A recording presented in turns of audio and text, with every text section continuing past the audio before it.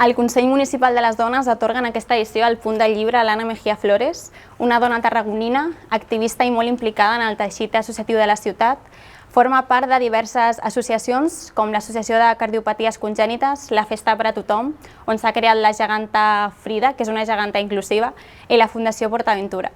Jo vaig tindre l'honor de conèixer l'Anna quan estaven fent la pel·lícula documental La vida con Williams, on es visibilitza aquesta síndrome que és minoritària i que ella mateixa pateix, i on es reivindica que es trenquin d'una vegada ja els prejudicis en aquestes malalties i que ningú els hi fiqui límits. Hola, soy Ana, la protagonista del documental de La vida con Williams. Quiero dar las gracias al Consell Municipal de les Dones y al Ayuntamiento por otorgarme este punto del libro, porque la verdad me hace mucha ilusión.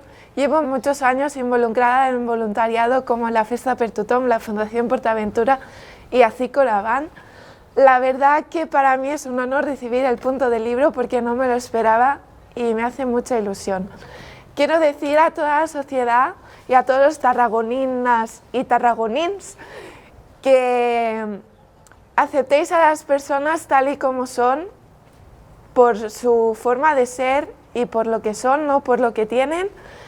Creo que en la sociedad de hoy en día tenemos que aprender a respetar a las personas con discapacidad, porque creo que se lo merecen y creo que se merecen también una oportunidad como la que he tenido yo.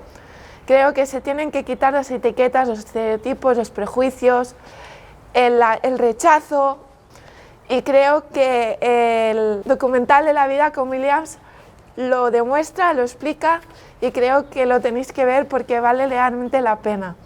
Recordad, los límites me los pongo yo y os los ponéis vosotros. Muchas gracias.